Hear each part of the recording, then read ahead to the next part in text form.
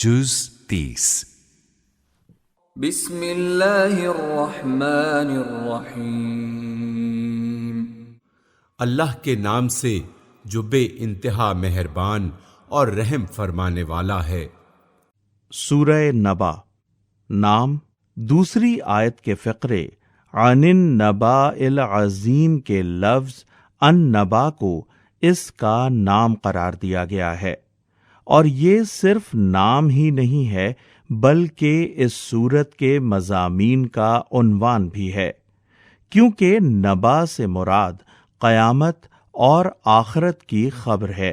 اور سورت میں ساری بحث اسی پر کی گئی ہے۔ زمانہ نزول جیسا کہ ہم سورہ مرسلات کے دیباچے میں بیان کر چکے ہیں، سورہ قیامت سے سورہ نازعات تک سب سورتوں کا مضمون ایک دوسرے سے مشابہ ہے، اور یہ سب مکہ معظمہ کے ابتدائی دور کی نازل شدہ معلوم ہوتی ہیں۔ موضوع اور مضمون اس کا موضوع بھی وہی ہے جو سورہ مرسلات کا ہے، یعنی قیامت اور آخرت کا اثبات اور اس کو ماننے یا نہ ماننے کے نتائج سے لوگوں کو خبردار کرنا۔ مکہ معظمہ میں جب اول رسول اللہ صلی اللہ علیہ وآلہ وسلم نے اسلام کی تبلیغ کا آغاز کیا تو اس کی بنیاد 3 چیزیں تھیں۔ ایک یہ بات کہ اللہ کے ساتھ کسی کو خدائی میں شریک نہ مانا جائے، دوسری یہ کہ آپ صلی اللہ علیہ وآلہ وسلم کو اللہ نے اپنا رسول مقرر کیا ہے، اور تیسری یہ کہ اس دنیا کا ایک روز خاتمہ ہو جائے گا، اور اس کے بعد ایک دوسرا عالم برپا ہوگا جس میں تمام اولین اور آخرین دوبارہ زندہ کر کے اسی جسم کے ساتھ اٹھائے جائیں گے جس میں رہ کر انہوں نے دنیا میں کام کیا تھا۔ پھر ان کے عقائد اور اعمال کا حساب لیا جائے گا، اور اس محاسبے میں جو لوگ مومن و صالح ثابت ہو گئے وہ ہمیشہ کے لیے جنت میں جائیں گے، اور جو کافر و فاسق ہوں گے وہ ہمیشہ کے لیے دوزخ میں رہیں گے۔ ان تینوں باتوں میں سے پہلی بات اگرچہ اہل مکہ کو سخت ناگوار تھی، لیکن بہرحال وہ اللہ تعالی کی ہستی کے منکر نہ تھے، اس کے رب اعلیٰ اور خالق و رازق ہونے کو بھی مانتے تھے، اور یہ بھی تسلیم کرتے تھے کہ دوسری جن ہستیوں کو وہ معبود قرار دیتے ہیں وہ اللہ ہی کی مخلوق ہیں۔ اس لیے جھگڑا صرف اس امر میں تھا کہ خدائی کی صفات و اختیارات میں اور الوہیت کی ذات میں ان کی کوئی شرکت ہے یا نہیں۔ دوسری بات کو مکے کے لوگ ماننے کے لیے تیار نہ تھے،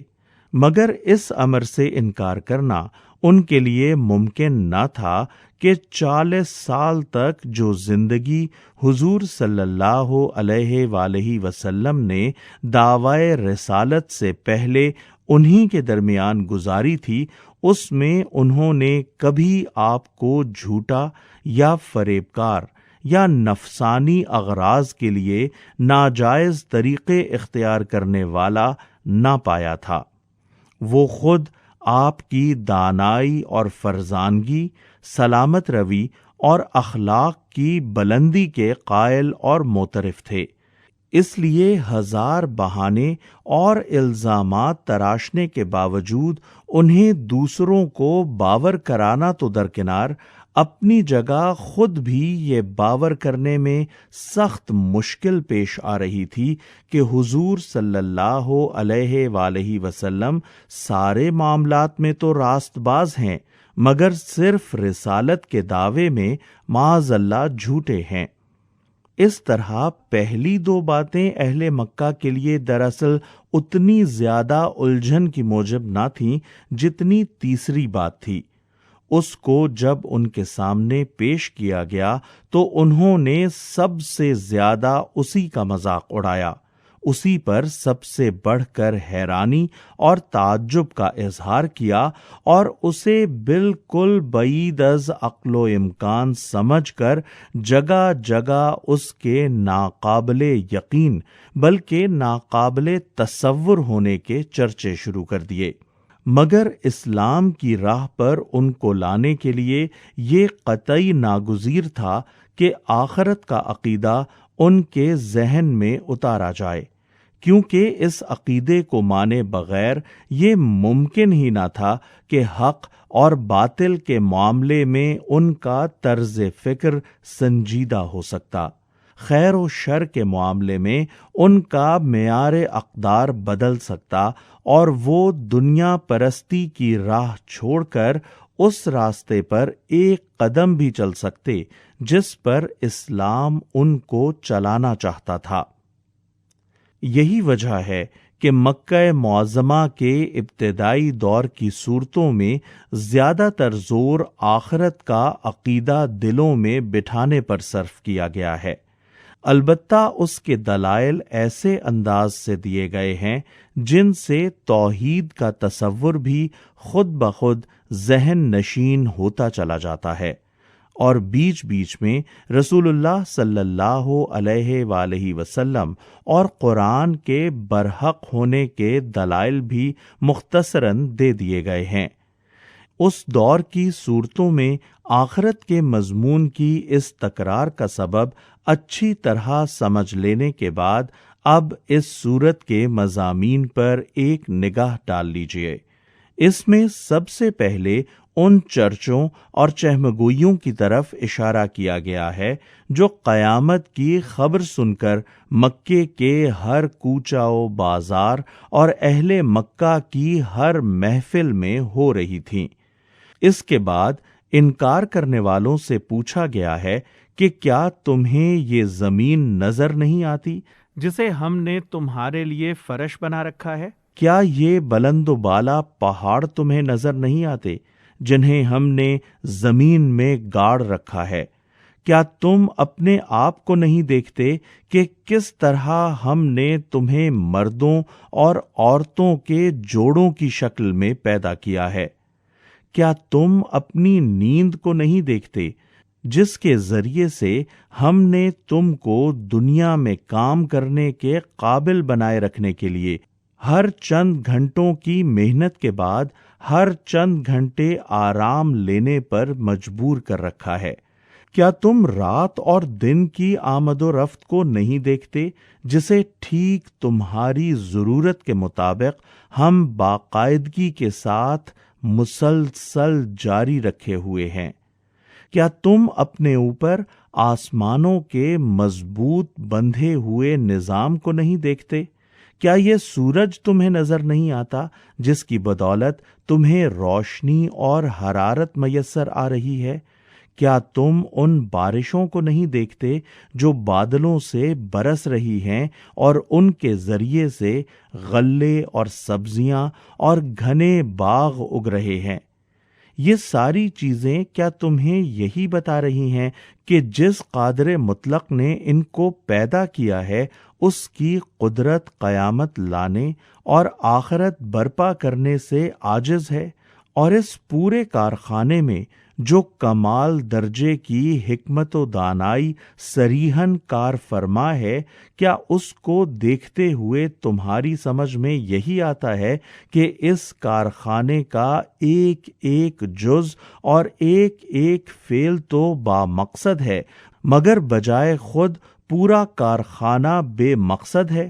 آخر اس سے زیادہ لغو اور بے معنی بات کیا ہو سکتی ہے کہ اس کارخانے میں انسان کو پیش دست یعنی فور مین کے منصب پر مامور کر کے اسے یہاں بڑے وسیع اختیارات تو دے دیے جائیں، مگر جب وہ اپنا کام پورا کر کے یہاں سے رخصت ہو تو اسے یوں ہی چھوڑ دیا جائے۔ نہ کام بنانے پر پینشن اور انعام، نہ کام بگاڑنے پر باز پرس اور سزا۔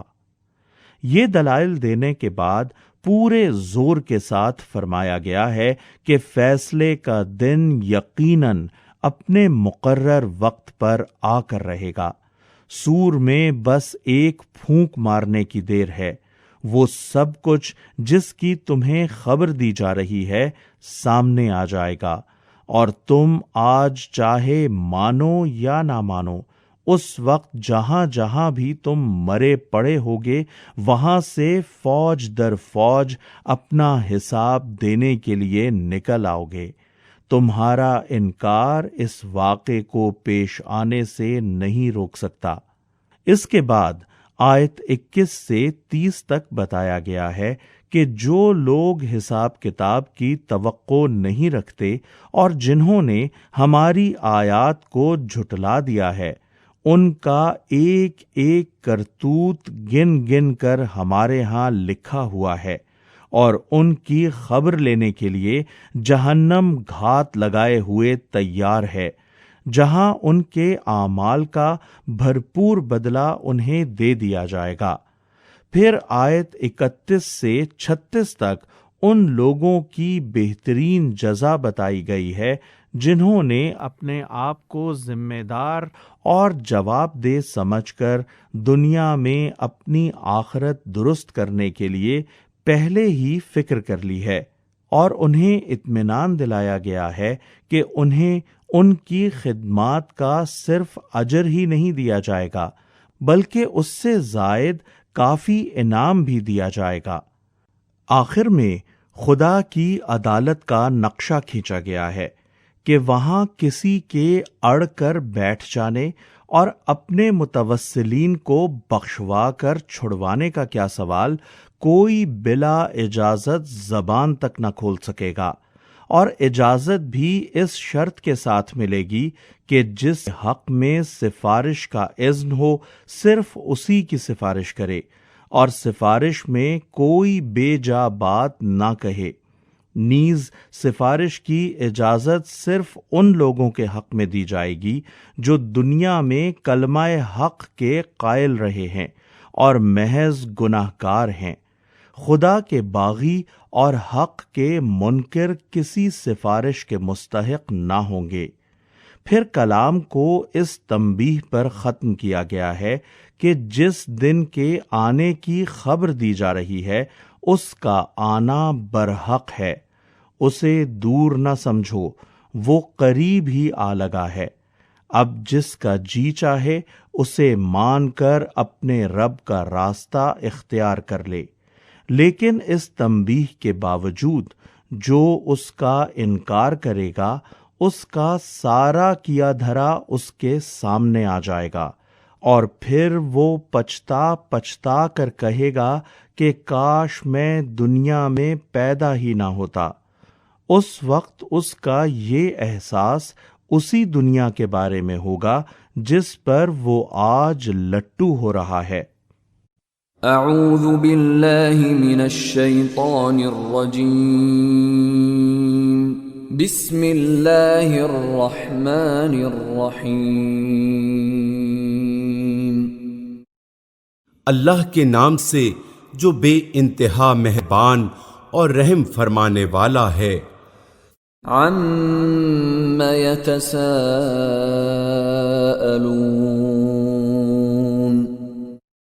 یہ لوگ کس چیز کے بارے میں پوچھ گچھ کر رہے ہیں؟ عَنِ النَّبَإِ الْعَظِيمِ، کیا اس بڑی خبر کے بارے میں الَّذِي هُمْ فِيهِ مُخْتَلِفُونَ، جس کے متعلق یہ مختلف چہمے گوئیاں کرنے میں لگے ہوئے ہیں؟ كَلَّا سَيَعْلَمُونَ، ہرگز نہیں۔ یعنی آخرت کے متعلق جو باتیں یہ لوگ بنا رہے ہیں سب غلط ہیں۔ جو کچھ انہوں نے سمجھ رکھا ہے وہ ہرگز صحیح نہیں ہے۔ ان قریب انہیں معلوم ہو جائے گا۔ ثم كلا سيعلمون، ہاں ہرگز نہیں، ان قریب انہیں معلوم ہو جائے گا۔ أَلَمْ نَجْعَلِ الْأَرْضَ مِهَادًا کیا یہ واقعہ نہیں ہے کہ ہم نے زمین کو فرش بنایا، وَالْجِبَالَ أَوْتَادًا اور پہاڑوں کو میخوں کی طرح گاڑ دیا، وَخَلَقْنَاكُمْ أَزْوَاجًا اور تمہیں مردوں اور عورتوں کے جوڑوں کی شکل میں پیدا کیا، وَجَعَلْنَا نَوْمَكُمْ سُبَاتًا اور تمہاری نیند کو باعث سکون بنایا، وَجَعَلْنَا اللَّيْلَ لِبَاسًا اور رات کو پردہ پوش، وَجَعَلْنَا النَّهَارَ مَعَاشًا اور دن کو معاش کا وقت بنایا، وَبَنَيْنَا فَوْقَكُمْ سَبْعًا شِدَادًا اور تمہارے اوپر 7 مضبوط آسمان قائم کیے، وَجَعَلْنَا سِرَاجًا وَهَّاجًا اور ایک نہایت روشن اور گرم چراغ پیدا کیا۔ مراد ہے سورج۔ اصل میں لفظ وہاج استعمال ہوا ہے، جس کے معنی نہایت گرم کے بھی ہیں اور نہایت روشن کے بھی۔ اس لیے ترجمے میں ہم نے دونوں معنی درج کر دیے ہیں۔ وَأَنزَلْنَا مِنَ الْمُعْصِرَاتِ مَاءً ثَجَّاجًا اور بادلوں سے لگاتار بارش برسائی، لِنُخْرِجَ بِهِ حَبًّا وَنَبَاتًا تاکہ اس کے ذریعے سے غلہ اور سبزی، وَجَنَّاتٍ أَلْفَافًا اور گھنے باغ اگائیں۔ إِنَّ يَوْمَ الْفَصْلِ كَانَ مِيقَاتًا بے شک فیصلے کا دن ایک مقرر وقت ہے، يَوْمَ يُنفَخُ فِي الصُّورِ فَتَأْتُونَ أَفْوَاجًا جس روز سور میں پھونک مار دی جائے گی تم فوج در فوج نکل آؤ گے۔ وَفُتِحَتِ السَّمَاءُ فَكَانَتْ أَبْوَابًا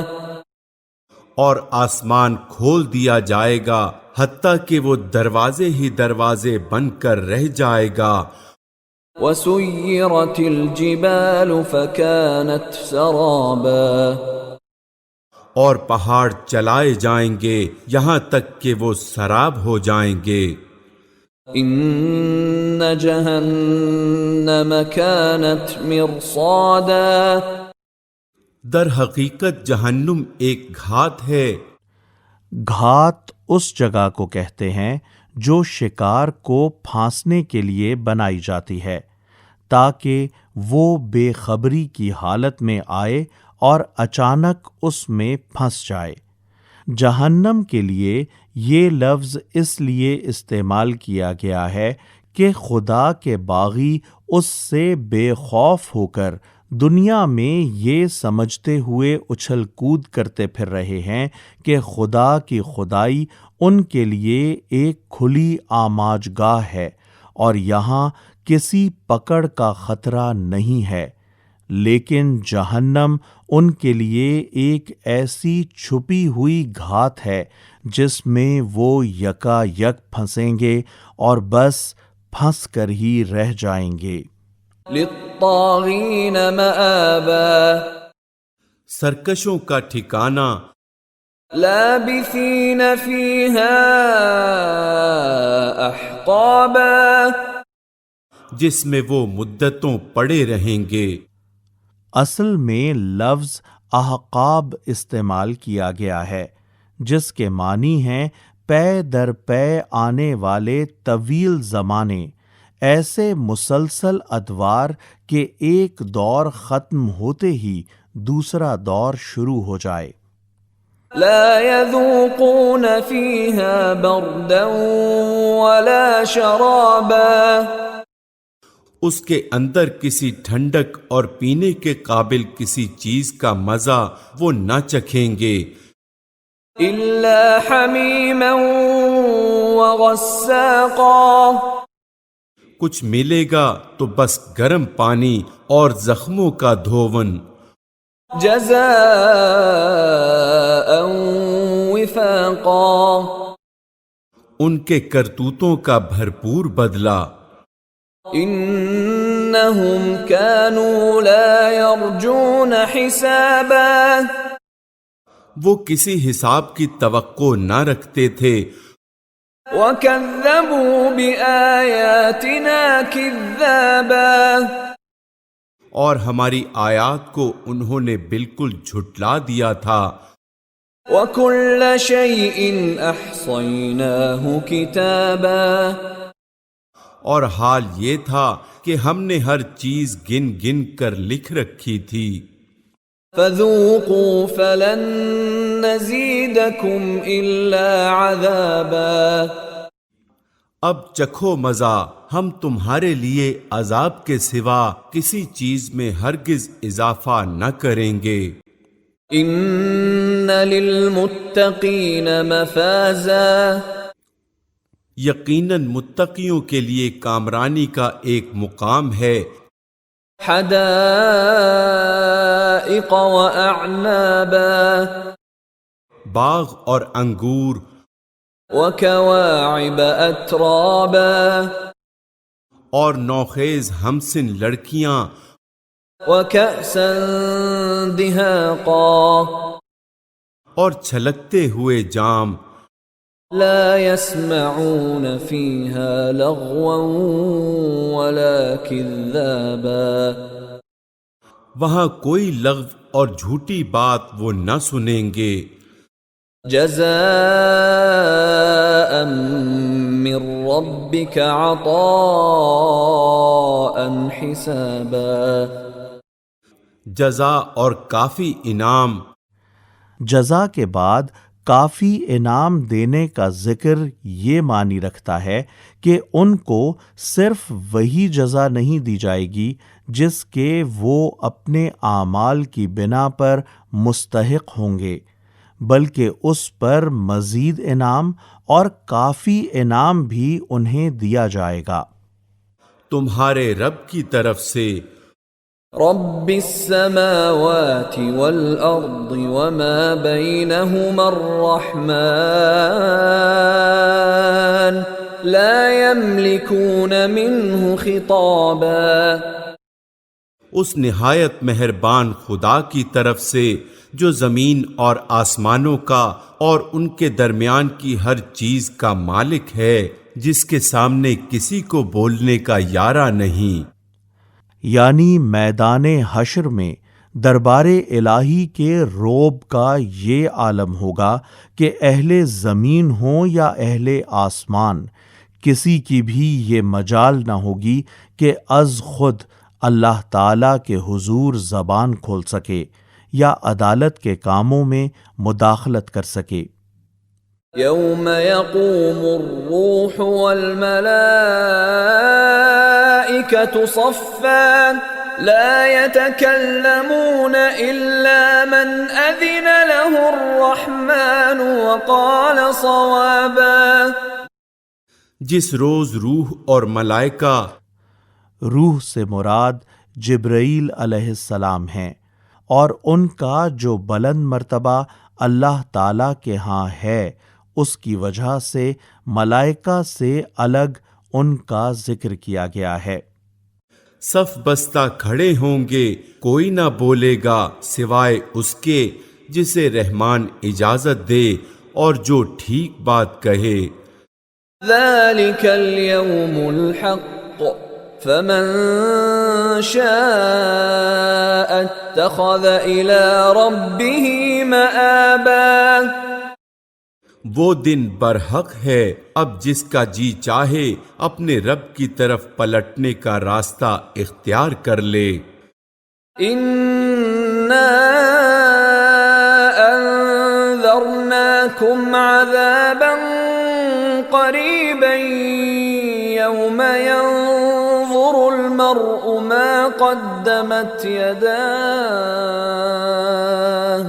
يوم ينظر المرء ما قدمت يداه ويقول الكافر يا ليتني كنت ترابا۔